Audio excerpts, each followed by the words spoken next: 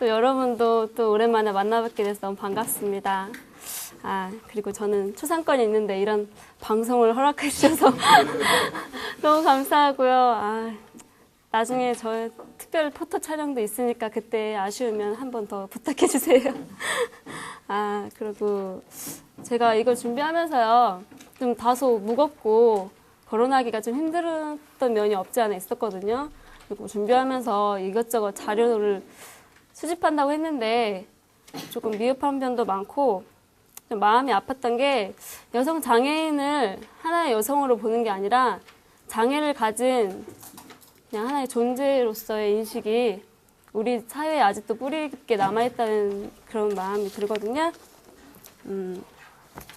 여기 지금 제가 오늘 발표하는 거는 여성 장애인 성폭력 피해 실태와 대안인데요. 하다 보니까 어떻게 보니까 레포트 형식이 돼가지고 그냥 목차 그 중요 인지사항을 한번 살펴보시고요.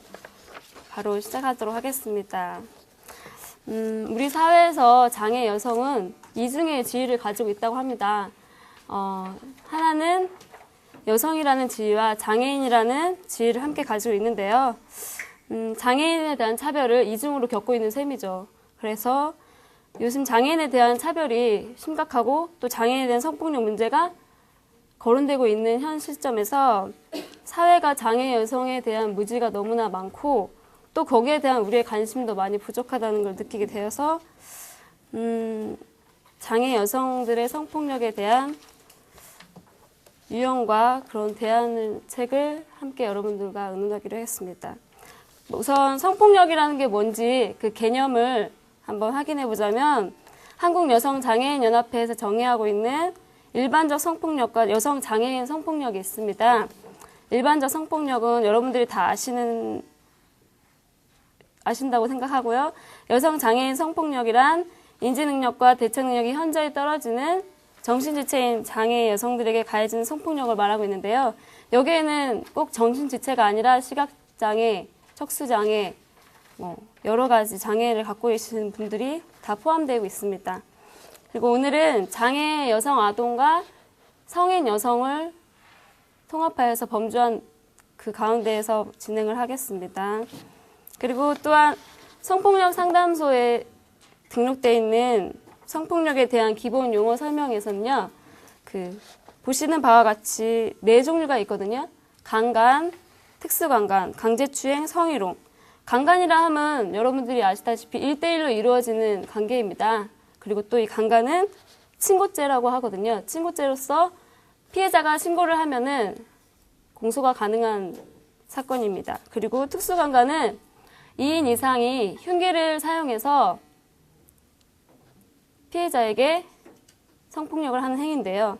이 행위는 보통 비친고죄로서 그 사건 발생 시 합의가 이루어져도 구속이 가능한 사건이거든요.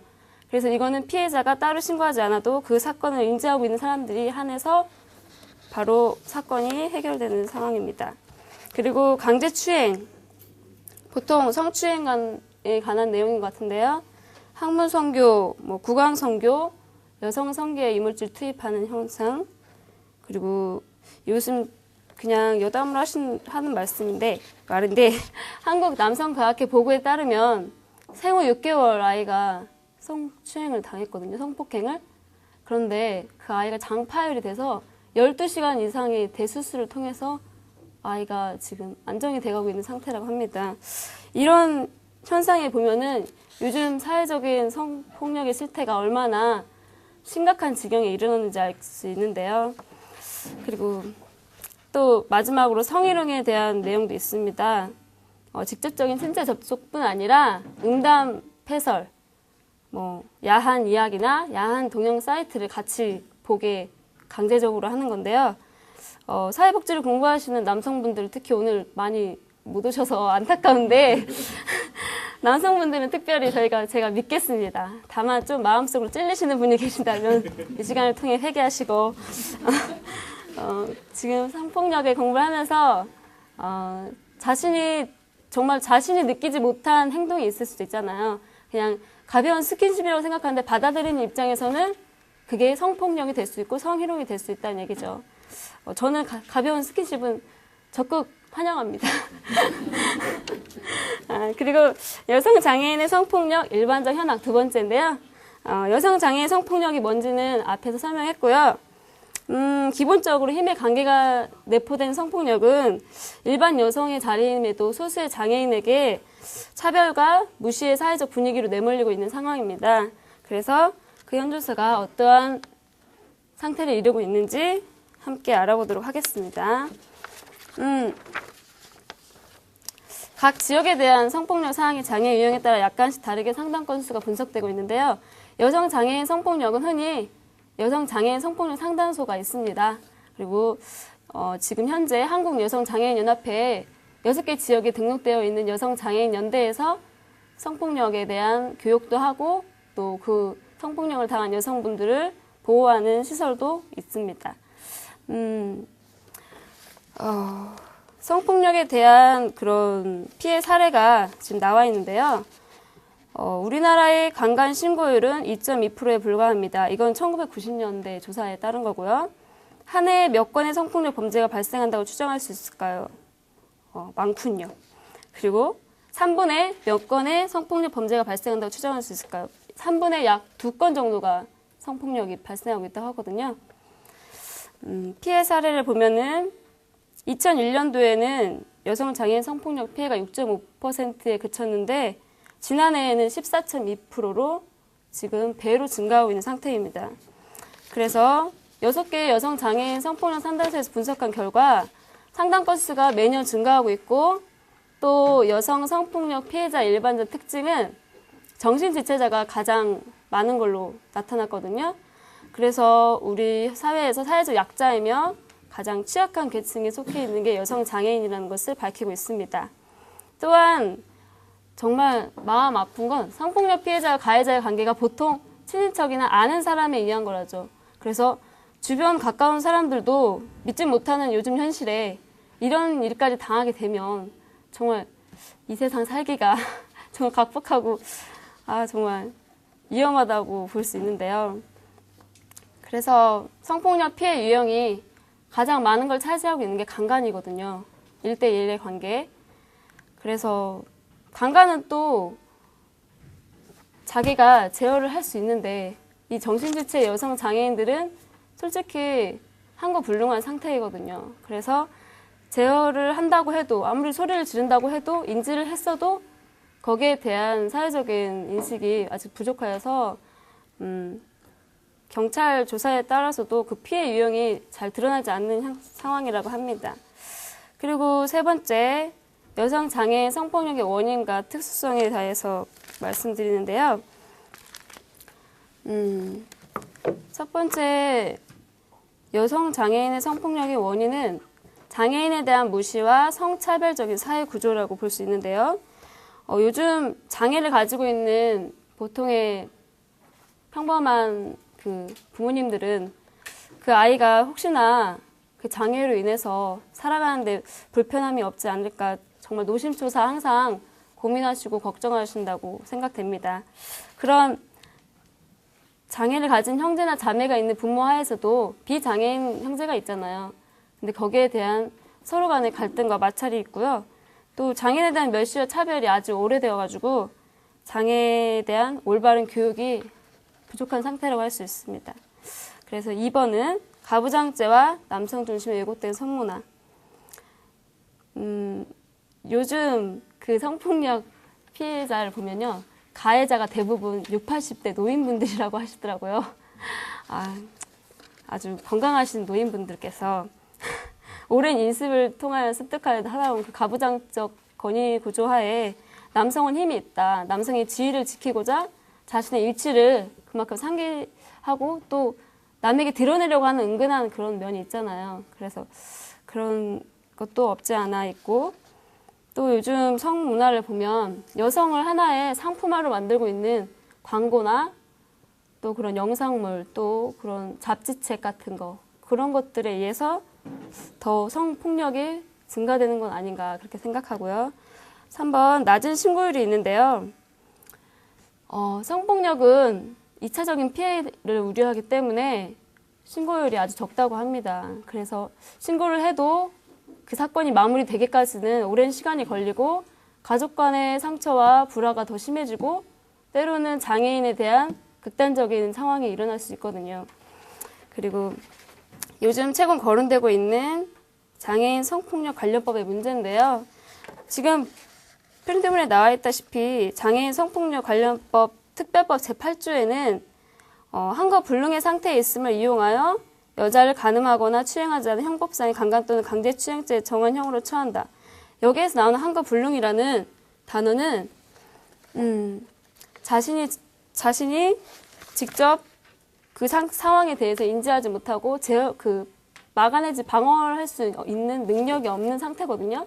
근데 대부분 정신지체 장애인들은 그런 상태인데 지금 그 관련법 안에서의 지금 최근 거론되고 있는 문제가 그 한거 불능이 정말 과연 효과가 있느냐. 그 장애인들이 그 한거 불능에 의해서 그 어쩔 수 없이 그 상황을 인지해도 소리를 지르고 겁을 주면은 그 상황을 자신이 다 피해를 받는 입장이잖아요. 그러니까 그 상태에 대한 문제가 지금 거론되고 있고요. 그거는 뒤에 가서 자세히 알아보고요. 그리고 또 5번 장애인을 대상으로 한 성교육의 부재입니다. 지체 장애인이나 각종 여성 장애인들은 성에 관한 아무런 정보도 없이 아무런 습득도 없이 그냥 보는 대로 받아들이고 느끼는 대로 행동하기 때문에 거의 무방비 상태로 노출되어 있는 상태라고 할 수 있죠. 또한 뒤로 넘어가시면 성폭력의 특수성에 대해서 나오고 있습니다. 장애 유형별로 다양한 특성을 보이고 있는데요. 성폭력에 대한 인식과 인지 능력이 현저히 낮은 상태라고 할 수 있습니다. 비록 자기는 여성 장애인이고 또한 성폭력을 당하고 싶지 않았지만 그런 성폭력을 당해도 자기가 인지를 못하고 성폭력이 인권을 유린한다는 범죄 행위 자체를 인식을 못하기 때문에 더 심각한 현상으로 나타나고 있고요. 또 2번, 성폭력 피해 후에 이에 대한 대처 능력이 매우 약합니다. 성폭력 피해를 당한 여성분들은 보통 상담소에 상담을 받고 보호시설에서 한 6개월 정도 보호를 받고 다시 퇴소를 하게 되는데요. 그에 따른 사후 관리가 아주 미비한 상태라고 할 수 있습니다. 지원도 부족하고요, 따라서. 그리고 그 여성 장애인 쉼터가 지금 국가적으로 지금 명칭된 곳이 한 2개소 정도 알고 있거든요. 부산이랑 광주 쪽에. 근데 그 쉼터를 활용할 수 있는 조건도 있어야 되고, 그리고 또 그 쉼터에서 오래 있지 못하고 나와야 되는 상태에서 또 다시 2차적인 성폭력을 경험하는 사람들이 대다수라고 하기 때문에 이거에 대한 사회적인 반응을 또 관심을 불러 모아야 된다고 생각합니다. 그리고 또 3번, 아까 교수님께서 말씀하신 것처럼 시설 장애인 성폭력의 문제가 가장 심각한데요. 그리고 시설 장애인 상태에서의 그 안에서의 성폭력과 성행위는 다들 서로 인지 능력과 방어 능력이 다들 부족한 좀 약간의 지능 수준이 떨어지는 사람들이기 때문에 1대1로 이루어지는 경우가 있지만 때로는 집단적으로 이루어지는 경우가 있다고 합니다. 그래서 그게 참 더 심각한 문제가 더 거론될 수도 있고요.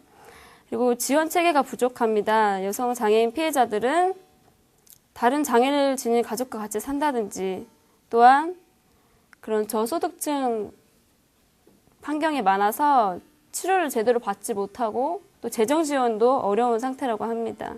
그리고 사건 처리 과정에서 경찰과 사법계에서 인식이 부족해서 장애인을 그냥 떨어지니까 저 사람은 좀 정신연령이 낮으니까 저렇게 당하지.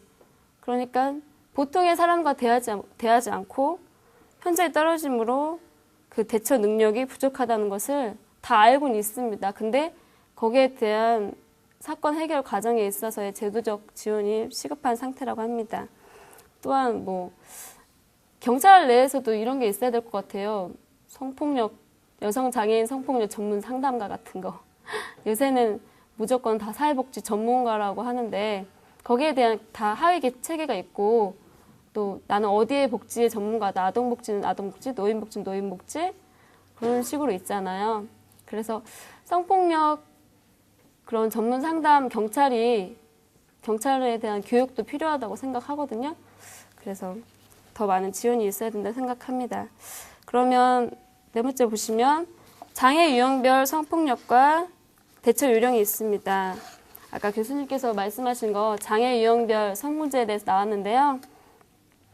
지체장애를 보시면 본인의 의지 능력이 없기 때문에 그러나 성욕은 가지고 있다고 합니다. 성욕은 누구나. 그래서 성폭력을 당했음으로 인해서 수치심과 억압된 감정을 인하여 혼자 어려움을 감내하고 상담소를 이용하지 않는 경우가 대부분이라고 합니다. 또 그 주위에서 인지하지 못하면 신고가 거의 대다수 미수로 그치게 되기 때문이죠. 그리고 청각장애 있습니다. 청각장애는 아까 교수님 말씀하신 것처럼 사회성 인지가 부족하기 때문에 같이 옆에서 함께 보조해주는 사람이 있어서 수화로 통역을 할 수 있고 또 그런 여건이 제한되어 있기 때문에 가장 가까운 사람들로부터의 대화에 단절이 되고요. 또 자신이 성에 대해서 잘 모르는 상태에서 성폭력을 당해서 상담소에 대한 정보를 몰라 또 어려움이 더 가중된다고 합니다. 그리고 시각장애에 대해서 나왔는데요. 시각장애인은 특정 장소를 벗어나면 낯선 곳이기 때문에 거기에 대한 불안과 또 두려움과 또 그 무게가 없는 상태에서도 사람이 딱 다가오면 딱 극도의 그런 마음의 감정이 딱 올라오잖아요. 그래서 위험이 자기가 당하고 있는데도 그 범인을 알아볼 수가 없으니까 범인의 인상착의 같은 거 그런 걸 인지할 수 없으니까 발견이 되어도 신고가 거의 안 되는 상태라고 합니다. 그리고 그 두 번째 그 뒤에 보시면 척수장애가 나왔는데요. 척수 여성 장애인은 질병이나 사고로 인해 후천성 장애를 가지게 됩니다. 척수장애는 그 하반신 그런 쪽으로 많이 어려움을 겪고 있어서 대부분 뭐 성기능이 제대로 안 될 수도 있고 또 소대변 조절이 어려워서 피해 상황에서 실수를 할 수도 있습니다. 그리고 또한 성폭력 외 수치감으로 또 다른 정신적 후유증에 시달린다고 합니다. 지금 각종 장애 유형별 성폭력을 봤는데요. 보통 가해자는 피해자가 이전부터 알고 있는 시설 종사자들이나 아니면 특수학교 교장 그리고 요즘 문제가 되고 있는 목사님들의 그냥 막가파 가지는 식으로 지금 일어나고 있어서 많이 사회적으로 지금 갈등이 심한데요. 이런 사람들은 피해자에 대한 권위가 있고 위력을 행사할 수 있는 사람이잖아요. 자기가 보호를 하고 있으니까. 그리고 그 피해자가 피해를 입었음에도 불구하고 그거를 신고하지 못하는 거는 거기에서 내가 내쫓기지 않을까. 나는 갈 데가 없는데. 그래서 더 안타깝고 만약에 그 사건이 공개화가 되더라도 그 시설 종사자 사람들이 자신들의 위험을 다 알기 때문에 거기에 대한 마무리 작업을 다 끝내놓고 거의 대부분 시설 종사자가 아니라 자원봉사자에 의해서 그런 피해를 입는다는 그런 이슈화가 되기 어려운 그런 상대적인 약자인 자원활동가를 거론하고 있다고 합니다. 그래서 자원활동도 하시면 조심하셔야 되고 어딜 가든 자원활동을 하는 거는 스스로 자기의 원하는 마음으로 가지고 좋은 마음을 가지고 했는데 그쪽에서의 받아들이는 입장에서는 때로는 폭력이 될 수도 있고 때로는 수치심으로 여길 수 있는 행동도 간혹 있다고 합니다. 그래서 자원봉사활동가들도 이런 면에서 좀 조심해야 하고 또 때로는 제가 장애인 복지 같은 게 있거든요. 그래서 좀 몸이 불편한 사람들을 이렇게 직접 방문해서 직접 밥도 해주고 청소도 해주는 사람도 있는데 그런 사람들이 간혹 그 장애인들에게 성폭력과 성추행을 하는 행위가 사회적으로 빈번하다고 합니다. 그래서 이런 대처 요령에는 우선 가해자의 특징을 잘 알아야겠죠. 그 사람이 좀 얼굴이 동그랗다, 뭐 세모나다 그런 정도. 그리고 또 시각장애인은 그 가해자 특성을 기억하기 쉽지 않기 때문에 그 가해자의 특이한 부분 아니면 말소리 아니면은 뭐 좀 행동상의 이상한 특징 같은 거 그런 걸 캐치해서 자기 주변에 있는 사람일 수도 있으니까 거기에 대한 사건의 범위를 포착하는 거고요. 그리고 둘째로 의학적 증거 채취, 다친 부위 사진 찍어두기, 증거 보존이 있습니다. 우선은 이런 증거 채취는 가해자를 찾는데 정말 많은 도움이 된다고 하는데요. 정액 채취나 뭐 입 항문, 질, 손톱 및 음모수거 그런 것들은 자신의 몸에서 발견이 된다면 바로 48시간 이내로 진찰을 받으면 의학적 증거 상태에서 그게 확인이 된다고 합니다. 그래서 그거에 대한 인지가 많이 필요하고요. 또 상처나 먹는 부위가 있는지 살펴보고 사진 촬영을 해두시면 나중에 사건을 해결하는 데 많은 도움이 된다고 합니다. 그리고 셋째, 즉각적인 신고, 주변에 즉시 알려야 하는데요. 지금 안타까운 거는 이 신고를 함에 있어서도 정말 사람 마음이란 게 정말 이걸 신고를 하면 내 가족이 피해를 입을 수 있고 또 내 자신도 또 상처를 받을 수 있고 또 가해자에 대한 확실한 그런 증거를 가지고 있음에도 불구하고 사회적인 인식은 그게 아니잖아요. 정신지체 장애인들은 자기가 좀 약간의 사회적인 결여로 인해서 그냥 다른 행동과 다른 말을 할 수가 있다. 그 사람들의 말을 다 믿을 수는 없다. 뭐 그냥 흘러가는 유언비로 다 느끼게 되는데요. 거기에 대한 경찰에 대한 그런 적극적인 지원이나 그런 혜택도 많이 필요하다고 생각합니다. 그래서 여성 장애인 성폭력 방지를 위한 대책이 마지막으로 제가 생각한 경우에는 자료를 통해서 알아보고 또 뭐 사이트 통해서 들어가 봐서 알아봤는데요. 우선 성폭력 방지는 우선 내 주변, 내 사람, 내 가정, 내 사회부터 둘러봐야 하는데요.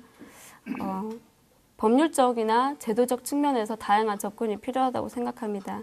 그래서 사회에 여성 장애인 성폭력의 피해 상담소가 지금 많이 개설되는 게 있는데요. 그런 여성 장애인들을 위한 지원하는 네트워크가 많이 형성이 필요해요. 그래서 거기에 대한 전문 상담가가 필요한 거고요. 제가 3월 달에 그 가정폭력, 성폭력 상담사 교육을 이수를 했거든요. 그걸 받으면서 느낀 점이 나는 그냥 일반적인 성폭력은 이런 거구나 생각했는데 그 여성 장애인 성폭력을 지금 준비하면서 정말 여성 장애인에 대한 성폭력 상담사가 정말 필요하다고 생각했거든요.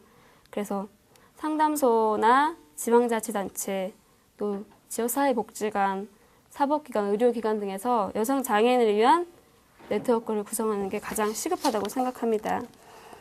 지금 한국여성장애인연합회에서 6개 지역에 있는 상담소가 개소한 지 지금 5주년을 맞았거든요. 그래서 거기에서 어제 부산에서 그 장애 여성 성폭력 그 문제점 실태 파악과 2001년부터 2005년까지의 성폭력 상담 건수를 가지고 토론회를 했더라고요. 너무 멀어서 못 갔습니다. 한번 그걸 들으면 한번 오늘 강의에 많은 도움이 됐을 텐데 나중에 기회가 되면 한번 보고 싶습니다. 그리고 또한 성폭력 특별법 8조는 면죄부다. 지금 이 뜨거운 논란이 일어나고 있거든요. 왜 그러냐 하면은 지금 성폭력 특별법 제8조에 한거불능의 상태가 있잖아요. 지금 프린트물에 보시면 한거불능이란 가해자의 성적 접촉에 대해 심리적, 육체적으로 반항이 불가능한 경우라고 하는데요. 한거불능 개념을 포함하는 이 조항은 성적인 자기 방어를 할 수 없는 사람에게 성적 자기 결정권을 보호하기 위해 만들어졌는데요. 그런데 일반적으로 실제 법 적용에서는 여성 장애인이 성폭력을 당했을 때 그 입장을 표명했는데 거부, 반항 등의 입장을 표명했는데 그것을 법정에서 입증할 만한 가해자를 처벌할 수 있는 것으로 해석돼서 오히려 성폭력 가해자가 면죄부를 내리는 경우가 많거든요. 요새 한 기사에서 한번 보면요. 제가 준비한 게 있는데 작년 4월 부산고법 제2형사부는 동거녀에 따른 정신지체 2급 장애인 양을 14세, 14세 양을 상습 성폭행한 혐의로 김모 씨에게 1심과 마찬가지로 무죄를 선고했습니다. 그리고 또한 정신지체 1급 장애인 딸을 성폭행한 할아버지에 대한 그 선고에서요. 원심을 깨고 다시 무죄를 선고했습니다. 그 이유는 그 아이가 임신을 성교육을 받았어요. 받았긴 받았는데 지적 수준이 6, 7세에 이르른다고 해요. 근데 성교육을 받았기 때문에 생리를 하지 않아서 임신이 한 것 같다. 그거에 대한 말로 미뤄가지고 성적 방어 능력이 있는데 못했다는 법원의 효력이 발생돼서 그런 재판부의 어이없는 판정 때문에 그 두 남성분들이 무죄를 선고받았거든요. 거기에 비롯된 거 보면은 여성 단체나 장애인 단체는 법원에 대한 해석을 아주 다르게 판단하고 있습니다. 겁탈을 당하면 일반 성인 여성도 비명도 못 지르는 경우도 있고요. 또 죽을 만큼 저항하지 않으면 환거 불능 상태가 아니라는 법 해석이 다소 현실과 떨어진다는 지적이 있거든요. 그리고 또한 사법부 시각에 따라서 다르게 해석될 수 있는 게 남성 중심의 독소 조항이 될 수가 있잖아요. 그러니까는 모든 성폭력이 다 남성 중심은 아닌데 어떻게 보니 사회가 또 가부장적이라 해서 남성이 많이 그런 혐의를 일으키고 많은 범죄를 일으킨다고 나오고 있습니다. 그래서 환거불능이란 말은 다분히 남성적인 시각에서 나온 잘못된 판단 근거로서 그거에 대한 법 해석을 아예 삭제를 하거나 아니면은 수정을 요망하고 있거든요, 요즘. 그래서 많이 지금 논란이 되고 있다고 합니다. 그리고 또한 친고죄 적용이 있는데요. 옛날에는 제가 아까 앞에서 말씀드린 것처럼 친고죄와 비친고죄가 있잖아요. 성폭력을 당했을 때 피해자가 반드시 신고해야 하는 거는 친고죄고요. 또 비친고죄는 특수강간. 2인 이상이 흉기를 인해서 성게에 칼을 넣거나 나무를 넣거나 옛날 화성 연쇄살인 사건처럼요. 한 사람이 그렇게 했지만 두 사람 이상이어야 되거든요. 그래서 그런 특수강간에 의해서 당한 사람들은 비친고죄가 이루어진다고 해요. 그래서 요즘 조항에 보면은 친고죄가 13세 미만의 친고죄 폐지가 지금 드러났거든요. 아니, 법정 개정안을 지금 발의한 상태여서 내년부터 아마 이루어진다고 합니다. 친고죄를 제외하는 것이. 13세 미만은 아직 미성년이잖아요. 그래서 부모님과 함께 결정을 할 수가 있거든요. 그게 바로 성적 자기 결정권 침해 우려인데요. 13세 미만 아이에게도 당연히 인간된 인권이 있고 또 그 아이의 부모가 그냥 아이가 장애인이니까 당연히 사회적으로 피해를 입을 수밖에 없다. 내가 잘못했다. 그런 인식 때문에 더 신고를 하는 게 더 꺼려지는 것 같아요. 그 아이의 장래에 있어도 또 문제고요. 그래서 또 잘못된 지금 내용에 보면요.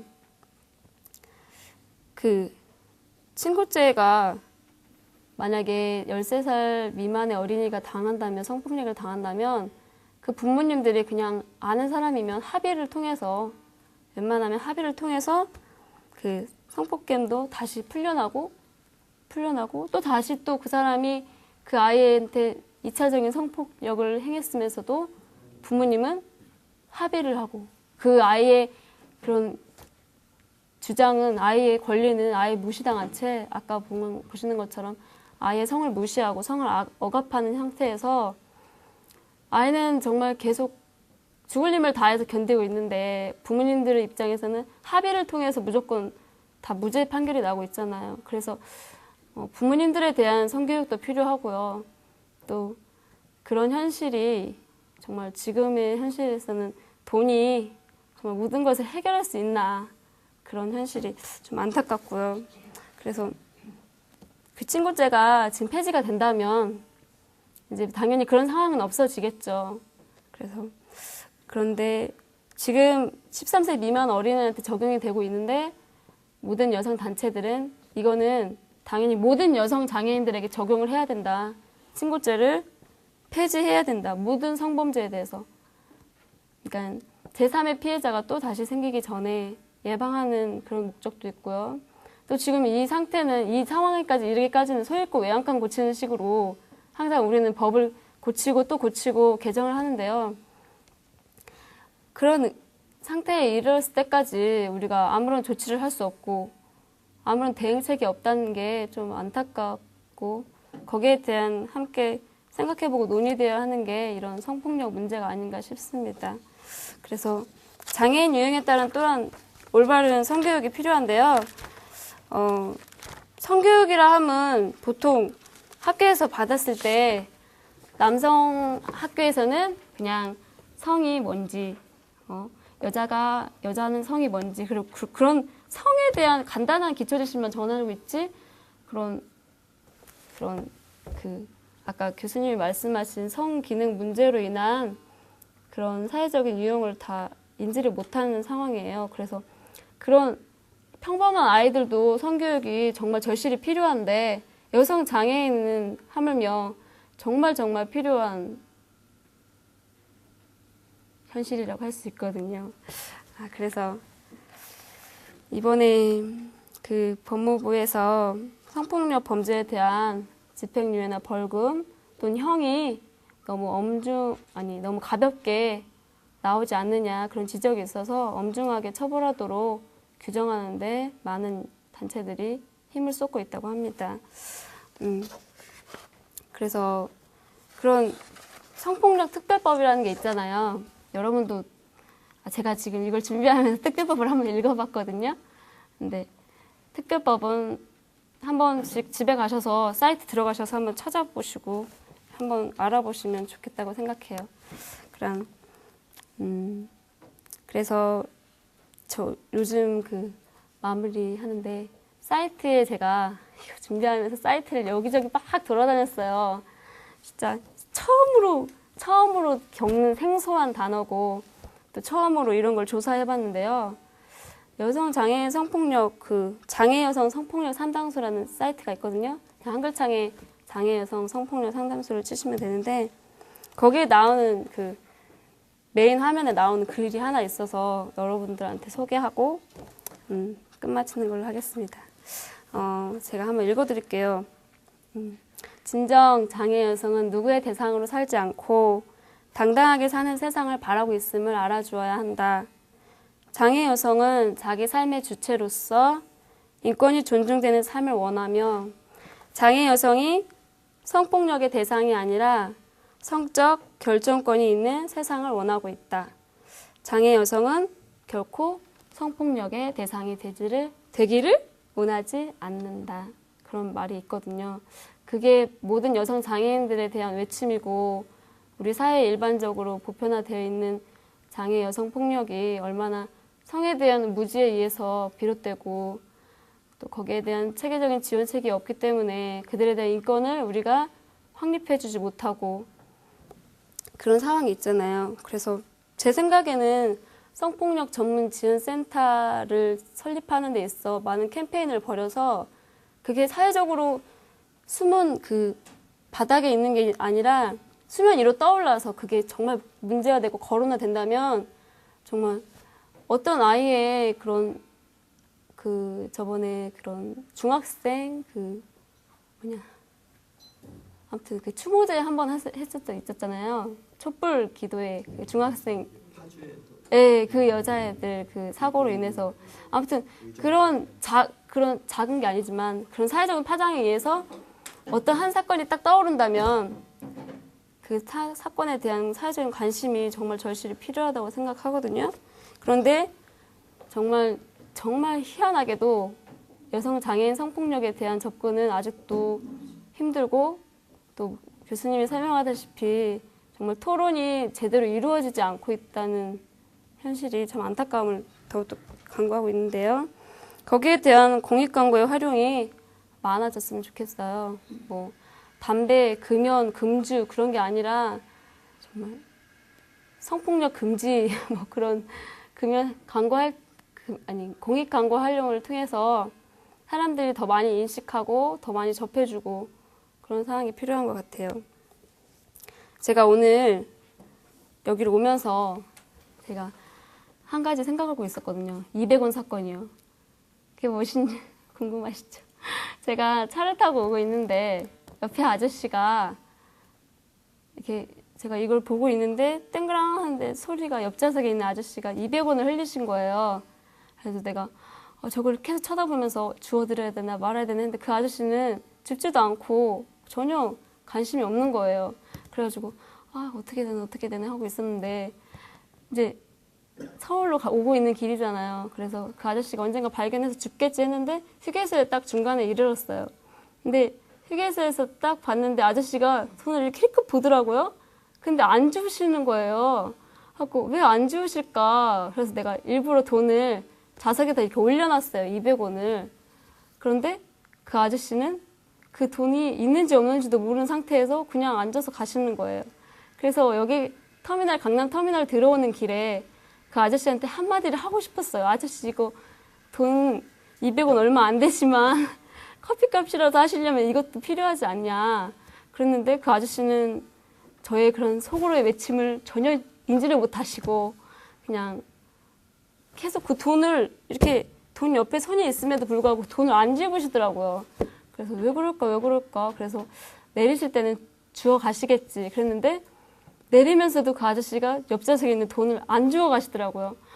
돈이 저렇게 200원이 저렇게 소홀한가? 200원이 저렇게 아무것도 아닌 가치인가 싶었어요. 그래가지고 그러면 내가 드려야겠다. 다시 주워서. 그래갖고 그냥 아저씨는 돈을 주워서 200원을 딱 드렸어요. 아저씨가 흘리는 거 아니냐고. 그러니까 아저씨가 이거 제 거 아닌데요.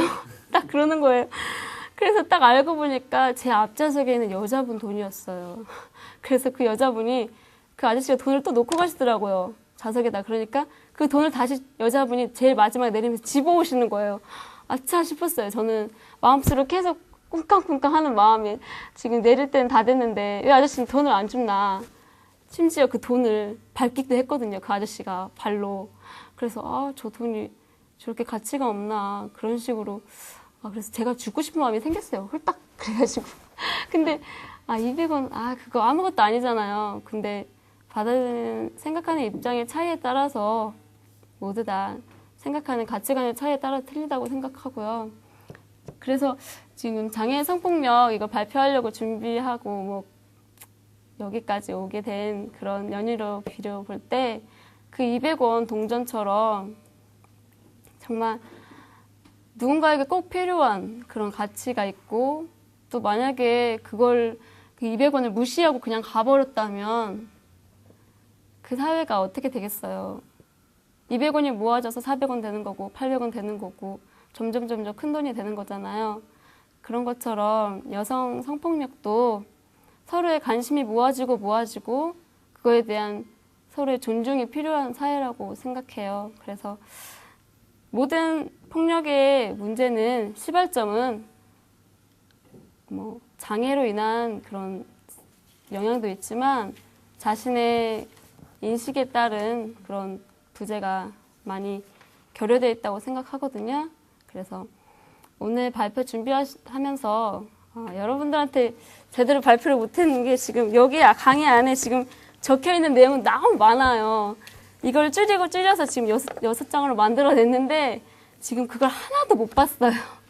그래서 여기 있는 상태에서만 그냥 읽어드리는 것 뿐이거든요. 그러니까는 여러분들께서 관심이 있다면 이런 상담소나 그런 사이트에 들어가셔서 더 많은 자세한 정보를 얻으시고 또 그런 해결 대책안을 자기가 스스로 찾아감으로써 진정한 사회복지 전문가로서의 그런 훌륭한 학생들이 되실 거라고 믿습니다. 감사합니다.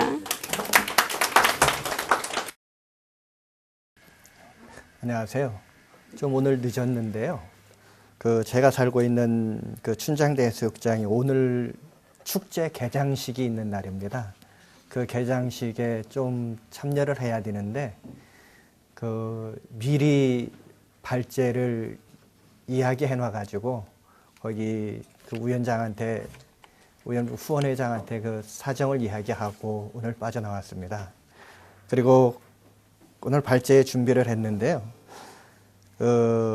내용에서도 알고 나와 있지만은 이 장애인 불임은 특별히 정신지체 장애인을 중심으로 하는데요. 제가 살고 있는 데가 충남 서천 춘장대 해수욕장입니다. 그런데 그 옆에 있는 보령의 정심원이라는 데가 있는데요. 그 김홍신 의원이 그 불임 문제에 대해서, 이 시설의 불임 문제에 대해, 불임 시술에 대한 문제를 떠들었을 때에 그 대단위로 떠들썩했던 그 한 곳입니다. 근데 그곳에서 그 옆에서 있으면서 많은 생각을 하게 되었고요. 그래서 다른 주제보다도 이 장애인의 불임에 대해서 주제를 갖게 했고요. 그리고 요 전에 했던 우리 강한나 자매님께서 그 남성들에 대한 문제, 그리고 또 아까 특별히 저를 보면서 목사님들의 그런 그런 그 성적인 문제에 대해서 말씀하셨는데요. 제가 대신해서 사과를 드리겠습니다. 목사님들의 그런 그런 그 성적인 문제에 대해서 말씀하셨는데요. 제가 대신해서 사과를 드리겠습니다. 저는요, 감리교회 목사입니다. 목회는 83년부터 했고요. 그 대학원도 했고, 그리고 지금 시각장애인인데요.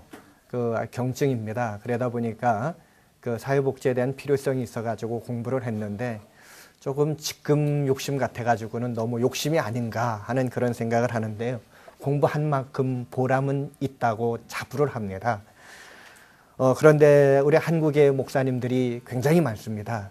그 중에서 문제를 일으키는 사람들은 극소수고요. 특별히 문제를 일으키는 분들 중에 약 70%에서 80%가 기독교에서 소위 말하는 이단이라고 말하는 사람들의 문제들입니다.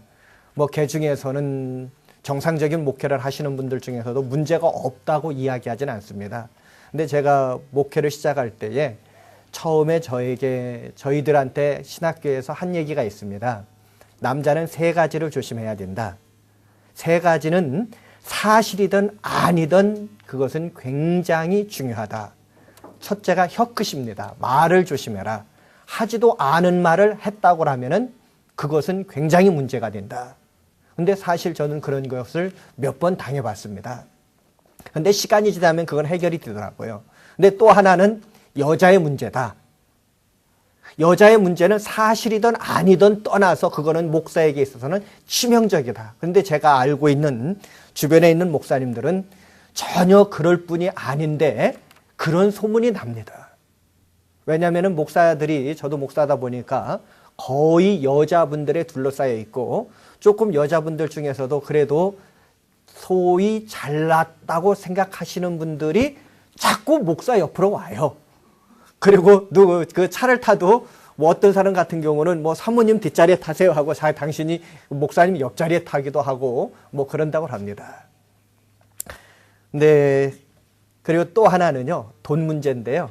이것은 여담으로 지금 제가 말씀드렸고요. 제 긴장을 좀 풀기 위해서 했고요. 저는 우리 강한나 양처럼 그렇게 열심히 준비하지 못했습니다. 그래서 먼저 그 발제 내용을 한번 읽어보겠습니다. 1999년 8월 무덥던 여름에 날씨보다 더 뜨거운 장애계의 문제가 있었다.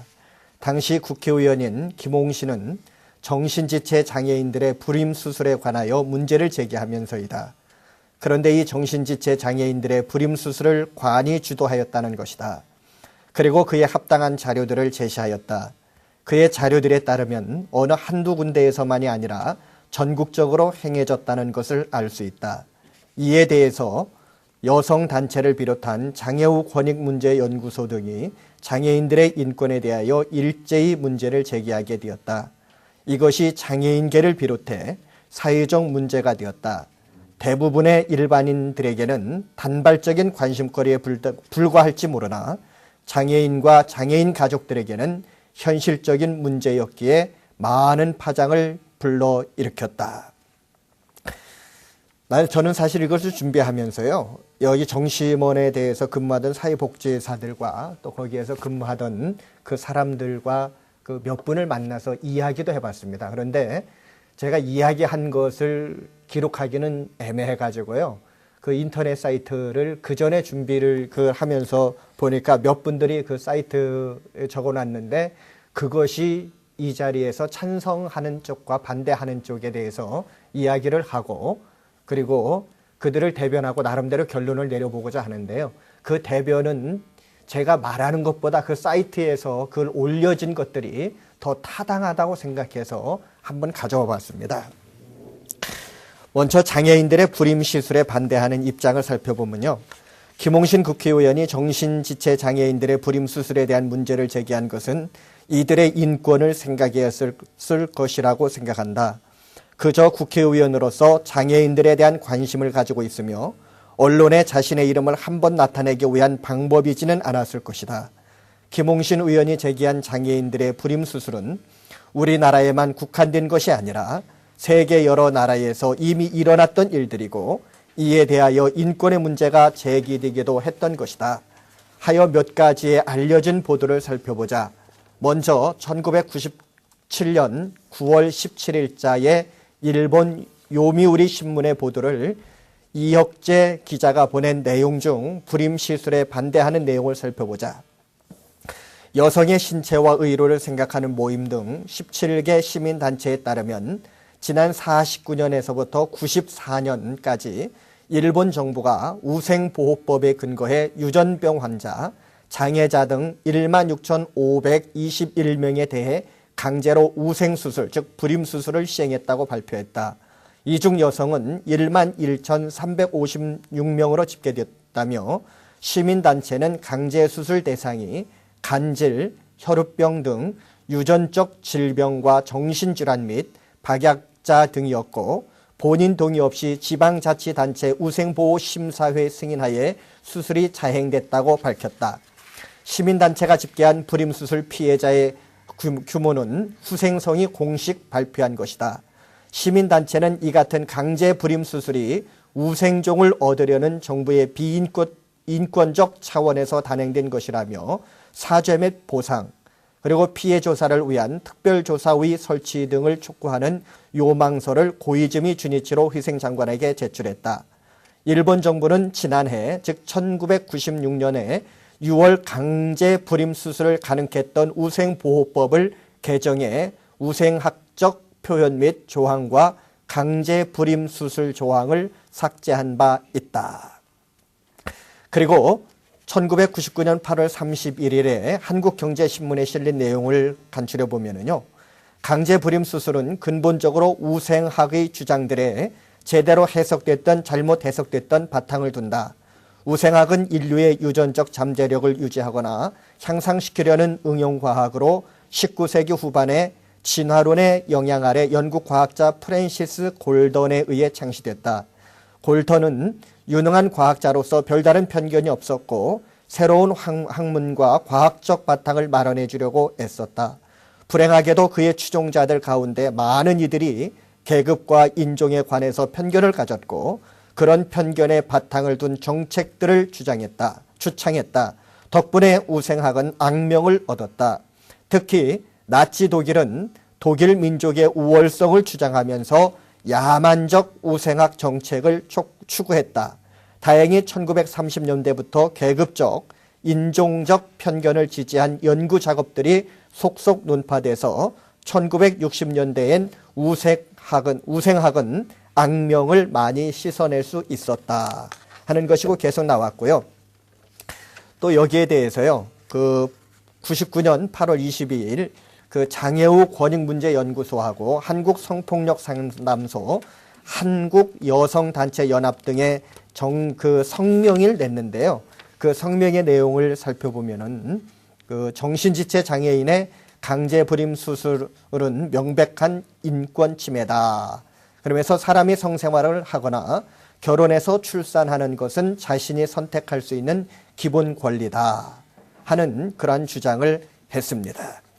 그리고 이처럼 장애인 불임 시술에 대하여 반대하는 사람들의 입장을 살펴보면 무엇보다도 그들도 비록 불편한 몸이지만은 모든 사람들처럼 존중되어야 할 인간으로서 권리가 주어져야 한다는 것으로 저는 생각을 합니다.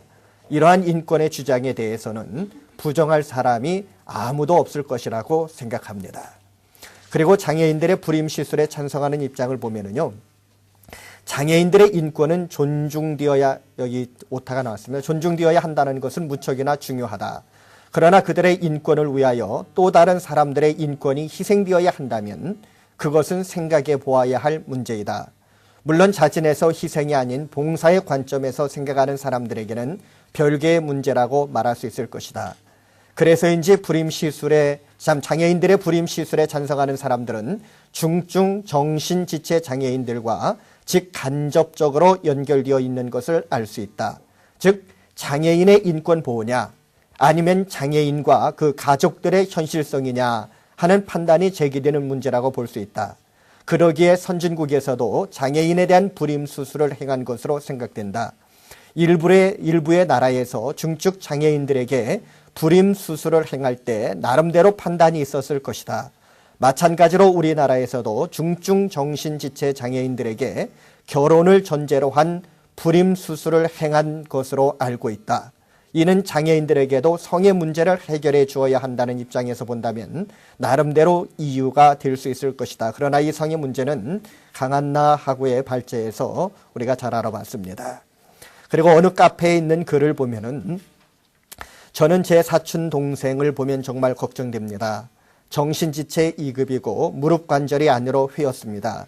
제대로 걷지도 못하고 쩔뚝거리고 아직 말도 엄마 아빠밖에 못하는데 그 눈이 내리는 1월이 되면은 벌써 초등학교 4학년입니다. 어쩔까요? 그의 부모님 돌아가시면 그 애를 누가 봐주나요? 시설로 보내버릴까요? 만약 생리라던가 여성으로서 너무나 당연한 것들이 닥쳐온다면은 그때는 또 어떻게 해야 할까요? 다 큰 처녀의 속옷을 하루에도 몇 번이나 올렸다 내렸다 하면서요. 저도 걱정됩니다. 그 애가 아기를 낳으면 그 아기는 온전하기나 할까? 부모 사랑 못 받고 자라 잘못되지는 않을까? 애초에 아기를 낳으면 누가 키워야 하나요? 하는 그러한 식으로 해서 계속적으로 참 나왔습니다. 그리고 여기에 대한 댓글이 나왔는데요. 거기에서 보면은 그런 이야기가 있습니다. 저는 매년 자원봉사 활동을 합니다. 라파엘의 집이라고 정신지체 장애인들이 모여 사는 곳입니다. 한 번 가면 일주일 동안 봉사하고 오는데요. 전 여자니까 물론 여자 장애인들이 계시는 곳에서 봉사를 합니다. 나이는 30에서 40이 넘으셨지만은 밥도 못 드시고 용변도 못 가리셔요. 물론 생리 같은 거 하면 저희들이 일일이 생리대에 다 갈아주고요. 다 닦아줍니다. 장애우들은 스스로 못해요. 한방에 정신지체 장애우들이 약 20명 이상 생활하고 계시는데 봉사자는 한두 명입니다. 한두 명이 20명을 밥 먹이고 용변 가리고 목욕시키고 등등 옷 입혀주고 다 해야 해요. 특히 생리 때 되면 더 심하죠. 일손이 없으니까요. 밥 먹일 때 반찬 하나하나 먹여주지 않아요. 그냥 국에 밥 말아서 반찬 없이 그냥 무작정 밥만 먹입니다.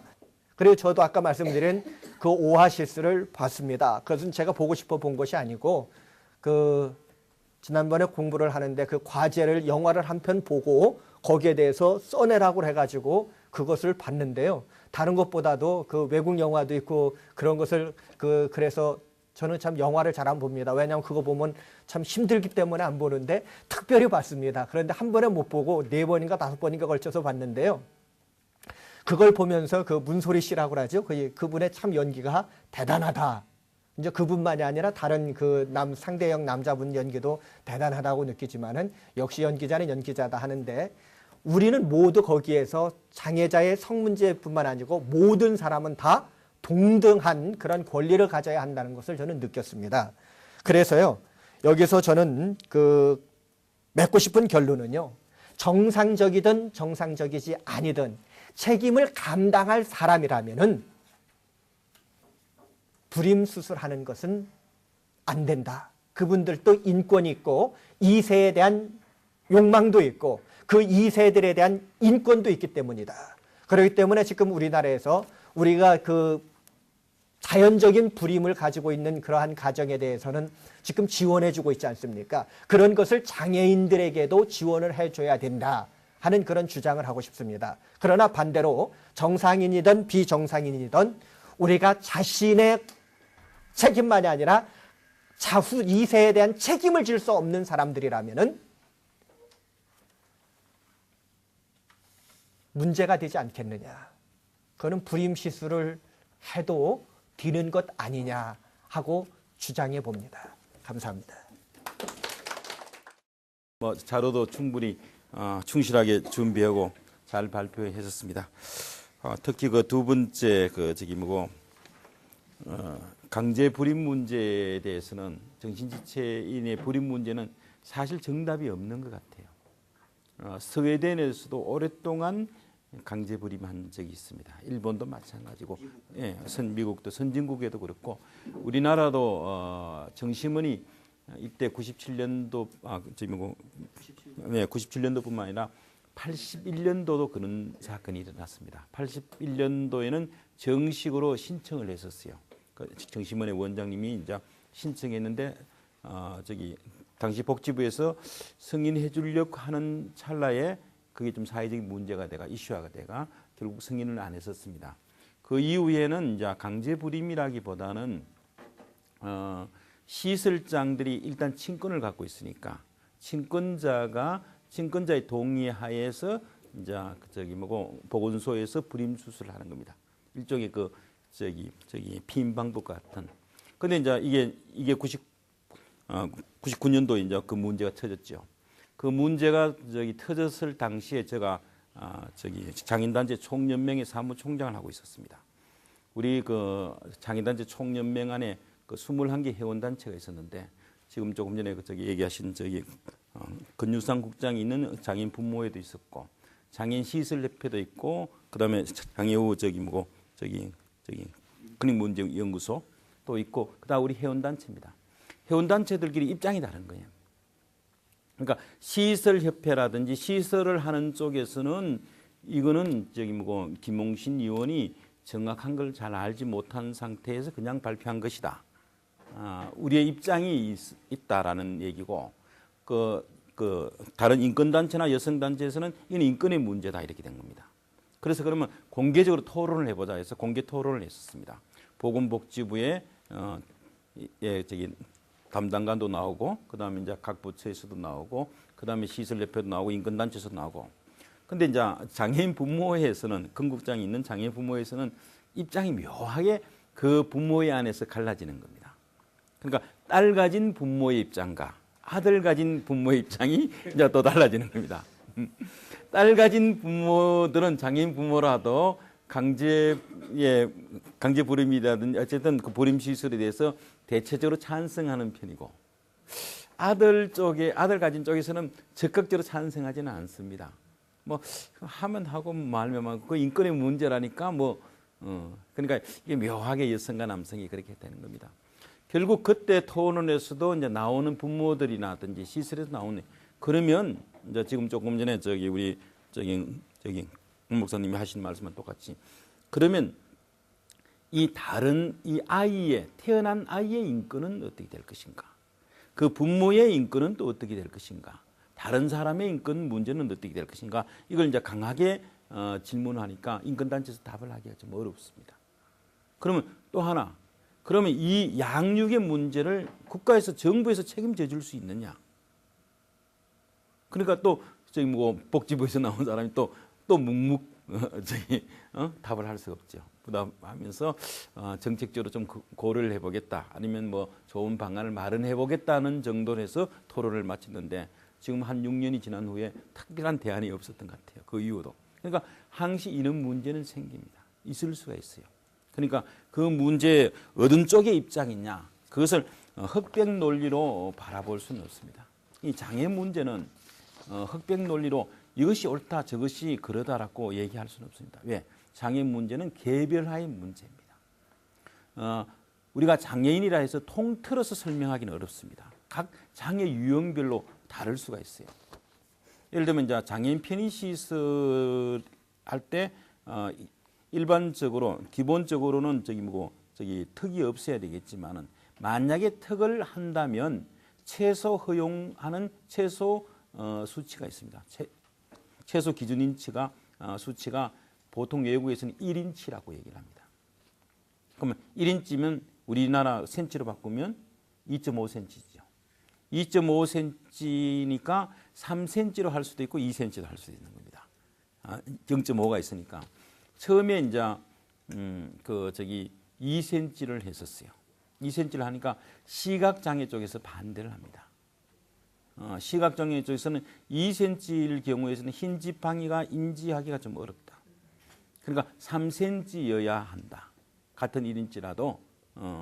근데 3cm로 이제 저기 바꾸려고 하니까 다른 휠체어 장애인 쪽에 또 반대합니다. 3cm 턱이 높다는 겁니다. 그러니까 같은 문제를 갖더라도 예를 들면 시각장애인들 유도하기 위한 점자 블록일 경우에도 시각장애인들을 유도할 수 있는 랜드마크는 되겠지만은 휠체어 탄 사람들은 그게 중간에 있으면 불편하잖아요. 걸친단 말입니다. 그러니까 이런 문제가 장애인 문제도 우리가 장애인이라 해서 그냥 다 설명할 수는 없습니다. 개별적인 장애 유형별로 다르고 또 장애 유형 안에서도 개별적으로 다릅니다. 그 사람들이 갖고 있는 개인적인 특성이 무엇인가, 개인적인 상황이 어떻냐. 그래서 개별적으로 해야 되는 겁니다.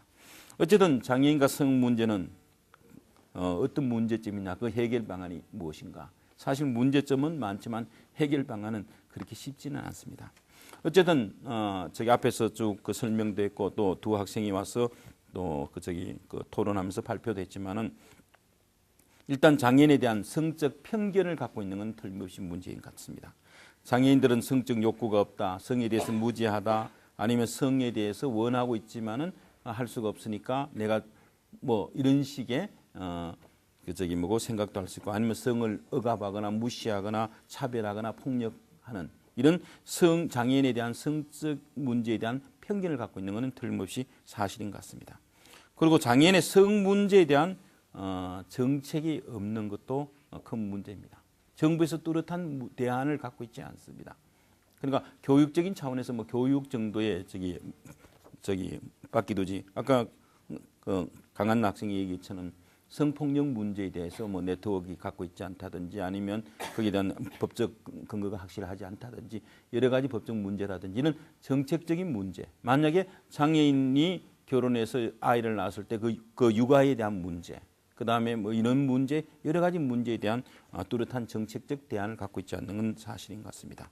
또 장애인에 대한 체계적인 성교육도 부재합니다. 그냥 성을 억제한다든지 아니 통제하는 정도의 교육이지, 정말 장애인들이 원하는 성 문제는 무엇인가? 성 문제는 이런 성에 대한 부정적인 문제에 대한 해결 방안도 있겠지만은 성적인 문제를 긍정적이고 적극적으로 더 활용할 수 있도록 성적인 감정이나 성적 취향이나 성 문화를 누릴 수 있는 권리도 보장되어야 되는데, 그런 것에 대한 긍정적인 교육은 거의 없는 것 같습니다.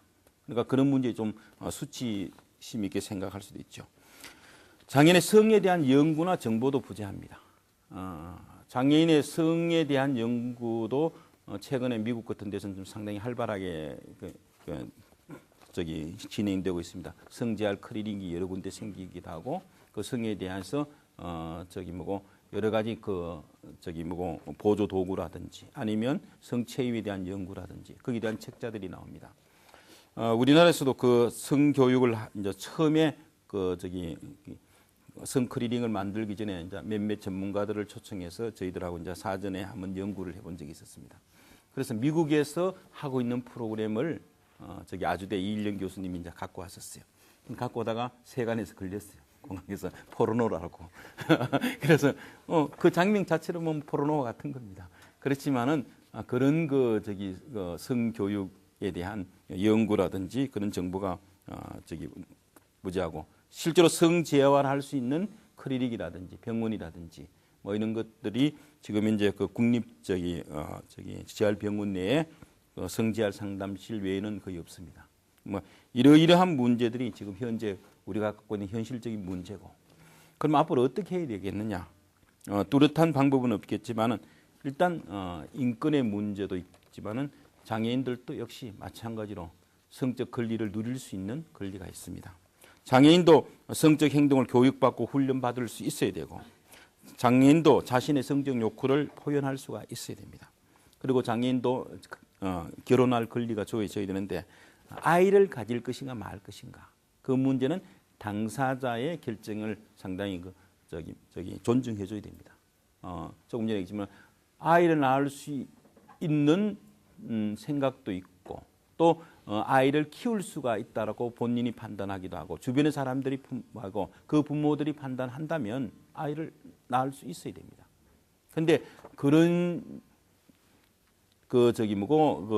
판단이 되어지지 않거나 아니면 아이를 양육할 수 있는 충분한 책임을 감당할 수가 없다면 그 문제는 다시 생각을 해봐야 됩니다. 그래서 주로 정신지체 장애인에 대한 불임은 시설 내의 문제로 주로 나옵니다. 시설 외에서 강제 불임한 사항들은 거의 없습니다. 그거는 그 부모님들의 판단과 아예 어떻게 이루어질 수는 있겠지만 그것이 사건화되고 문제화된 건 없고 주로 시설 내에 있으니까 시설 내에서는 양육에는 여러 가지 문제는 있을 수가 있을 겁니다. 어쨌든 장애인도 성적 만족감을 포함해서 이성을 사랑하고 또 사랑받을 수 있는 기쁨을 누릴 수 있는 권리도 충분히 주어져야 됩니다. 우리가 성 문제라는 것은 단순히 성적 접촉만을 의미하고 있지는 않습니다. 여러 가지 사회 문화적이니까 그런 문제에 있어서 장애인들도 역시 마찬가지로 권리로서 누릴 수 있는 그런 대안들이 시급히 마련되어야 되고 우리 학생들도 그 문제에 대해서 좀 관심을 가져야 될 필요성이 있다고 생각합니다. 학생들 중에서 혹시 질문할 수 있는 사람 아니면 더 추가로 얘기하고 싶은 사람 있으면 얘기해 주십시오.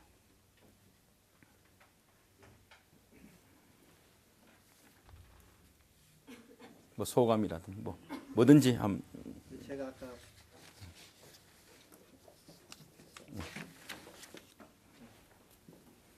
발제를 준비하면서 느꼈는데요. 불임 시술이 행해지던 때가 그 장애인들뿐만 아니고 아들 딸 구별 없이 둘만 낳자 하나만 낳자 뭐 그래가지고 일반인들에게도 그 불임 수술을 많이 권장하던 그런 시대였던 것 같아요.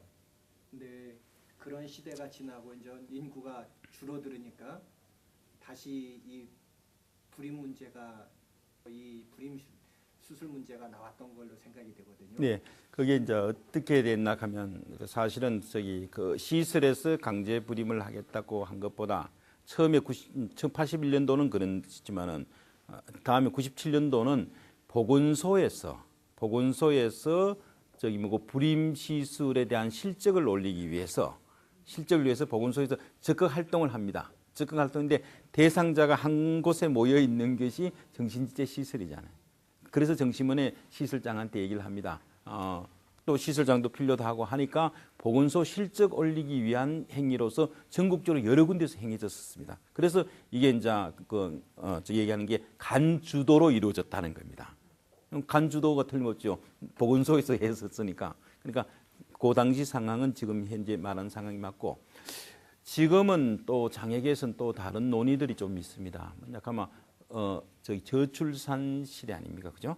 저출산 시대에서 장애인들의 결혼을 통해서 그런 출산 문제에서 좀 관심을 갖자, 국가에서 관심을 갖자. 그러면 출산에서 꼭 정신지체뿐만 아니라 장애인들이 건강한 아이를 낳을 수 있는 장애인들도 또 많죠. 예, 많습니다. 단지 장애인들이 이제 결혼하는 것에 대해서 두려움을 갖고 있는 중에 하나가 상대도 없을 수도 있겠지만은 상대를 만날 수 있는 그런 기회도 적지만은 임신하고 출산하고 육아하는 데 대한 문제가 여성들은 상당히 심각하게 생각합니다. 그러면 아이를 어떻게 돌봐줄 수 있을 것인가? 이런 문제에서는 국가에서 좀 더 정책적으로 관심을 가져준다면 그건 가능할 수 있는 부분이다 말입니다. 그런 이제 예를 들면 정신지체도 마찬가지입니다. 지금 이런 사례들은 몇 군데 있습니다. 그 정신지체인들끼리 같이 결혼을 했었어요. 그 시설에 같이 있다가 결혼해서 아이도 낳았습니다. 아이도 낳았는데 월요일부터 금요일까지는 다른 데서 아이를 양육해 줍니다. 그럼 교육도 시키고 대신 토요일하고 일요일은 그 부모들이 정신지체 부모들이 아이들하고 함께 지낼 수 있도록 하죠. 아이에 대한 사랑도 아주 각별합니다.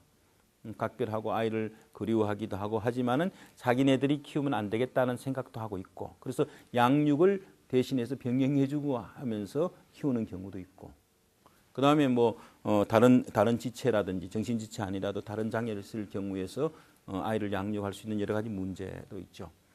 제가 이런 걸 하나 옛날에 옛날도 아니죠. 한 6, 7년 전에 이제 농아인들끼리 요새 결혼을 많이 합니다. 농아인들끼리 결혼을 하면 농아인들이 결혼하면 제일 큰 문제가 아이를 양육하는 데 문제가 있어요. 애 울음소리를 들을 수가 없잖아요. 애 울음소리를 들을 수 없으니까 애가 지금 이제 배고픈지 아픈지는 알 수 없으니까 계속 애를 봐야 됩니다. 그리고 이제 애한테 언어 교육을 못 시키니까 태어날 때는 신체적으로는 청각이 이상이 없고 언어상의 이상이 없게 태어났지만은 교육을 못 받으니까 청각장애 부부 사이에 난 아이는 한 5, 6세가 돼도 언어적인 훈련이 잘한 데가 언어 능력이 떨어지는 경우가 있습니다. 그래서 보통 한 3살 정도쯤 되면 다른 근처인 집에 자기 친척 집이나 아이를 맡깁니다. 아이를 맡기가 보통 금요일까지 이제 평일에서는 그 집에 있고 토요일 가서 이제 데리고 오고 그러는데 어쨌든 그 3살 때까지는 이제 아이를 양육하고 키워야 되는데 애 울음소리를 못 들으니까 그 애 우는 소리를 감지할 수 있는 장치가 있습니다. 음강변환기라 해서 무슨 신호기인데 그 소리를 빛으로 바꿔줍니다. 그럼 아기 방에 조그만 인형 같은 데 스피커를 열어놓으면 아기 울음소리가 들리면 그 울음소리를 감지해서 부엌에서 엄마가 일하더라도 그걸 이제 애 울구나 이걸 알 수 있는 거죠. 그 장치를 제가 일본하고 미국에 있는 건 너무 가격이 비싸가 한국에서 국산화 만드는데 좀 도와주기도 하고 그걸 전 시설에 무료로 이제 장애인 농아인 집에 한 1,000세트 정도 무료로 보급한 적이 있었습니다. 그러니까 그런 장치가 지금 이제 한 세트 한 20만 원 정도 안 할 겁니다. 한 18만 원에서 20만 원인데 그런 장치를 하나씩만 갖고 있어도 애 양육하는 데 도움이 된단 말입니다. 그는 이제 정부에서 그는 장치, 보조적인 장치, 그건 청각장애인 경우지만 또 다른 경우도 그 비슷한 것들이 있을 거다 말입니다. 그러니까 그런 것에 대한 정책적인 지원이 있다면 충분히 양육도 하고 교육하는 데 좀 도움이 될 수도 있겠죠.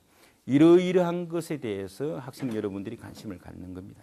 전문가니까 전문가로서 어떻게 하면 도와줄 수 있을 것인가, 같이 지원해 줄 수 있을 것인가 이런 것들을 생각해 보면 장애인의 성 문제 어느 정도 해결 방안도 있지 않겠나 이렇게 생각이 됩니다. 혹시 질문할 수 있는 분?